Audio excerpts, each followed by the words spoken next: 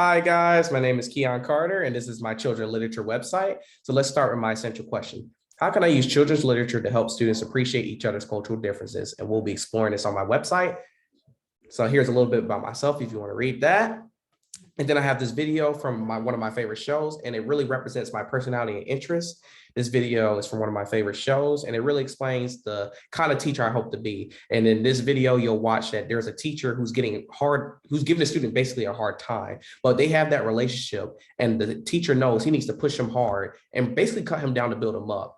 And not because that's his style, but he knows that's what he needs. So if you have time, please watch that.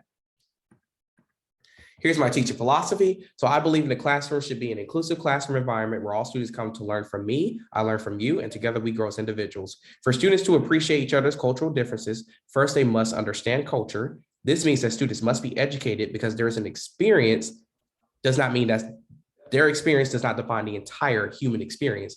It is hard to appreciate something or someone if you do not understand that something or someone. In my classroom, books is the gateway to knowledge different people, cultures, ethnicities, languages, beliefs, etc. Students will be able to learn about these things, which will either bring them information they never knew before or break stereotypes and ignorant notions they heard from somewhere else. Books are sometimes windows offering views of worlds that may be real or imagined.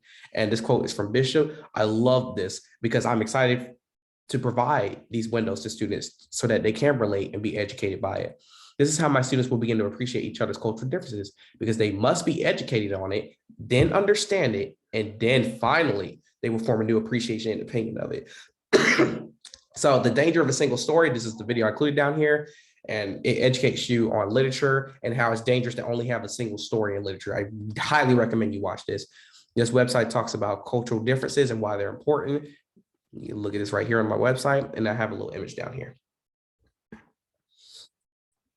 Children, adolescent literature. I have my whole log here. So you want to scroll and read all the 25 books there. And so down here is my text set. What do you celebrate?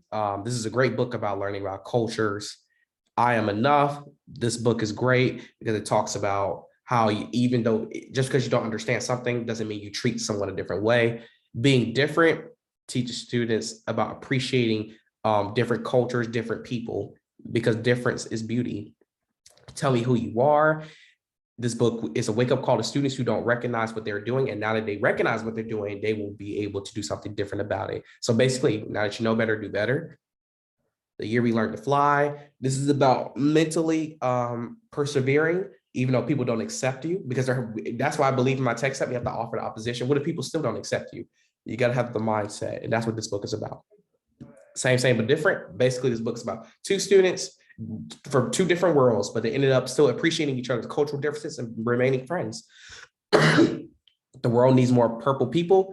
This book is amazing because basically, when you come down to it, you basically want your students to be purple people because they're going to ask those questions and they're going to eventually bring family, friends, and communities together and speak for what's right.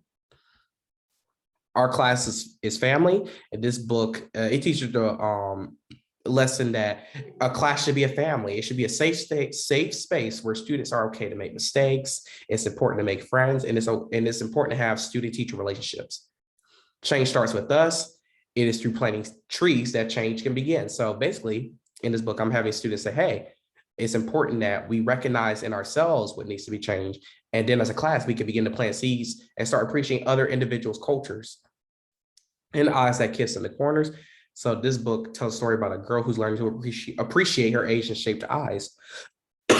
So this book basically teaches students, hey, just because we don't understand something or it looks different doesn't mean we treat someone a certain way. Let's talk about it. Let's educate ourselves on it. And for the girl who does have those eyes, because that will happen in our classroom. What those Asian little girls will have in our class, or Asian little boys will have in our class. Rejoice and be glad because your differences belong to you, and that's what makes you unique, and that's what makes you special. This is my resource page. Here's my pedagogical application. So here's my lesson plan for this. It's about Priscilla and the Hollyhocks. And this book is about Priscilla, and she's sold into a Cherokee family and continues her life as a slave. She keeps hope for a better life alive by planting hollyhock seeds wherever she goes. At last, her forced march along the Trail of Tears brings a chance encounter that leads to her freedom. So I based the book off this, and basically the lesson is about summarizing key details and stuff like that. And finally, teaching strategies. So for the multimodal response, I chose video book trailers, and these last between 2 and 3 minutes. And the characteristics of a movie trailer and a book advertisement, it's important to know that the purpose of these is to present the central character themes or issues of the book visually through written and voiceover narration. Interactive read alouds, because they're perfect, because by definition, they're interactive. So teachers are constantly interacting with kids, asking them questions, doing peer talk and think, pair, shares, and they're also doing modeling to show you how to think. Writing, graffiti walls. Graffiti walls are awesome, and it's a tool used in the classroom to share their ideas and opinions. Dialogue journals. Teachers and students write to each other in journals on a regular basis, helping to build positive student-teacher relationships, and this is very important in the classroom. Literature response, when we come to literature circles right here. In literature circles, small groups of students gather together to discuss a piece of literature in depth. And these are my teaching strategies. Well, that's all I got for y'all today.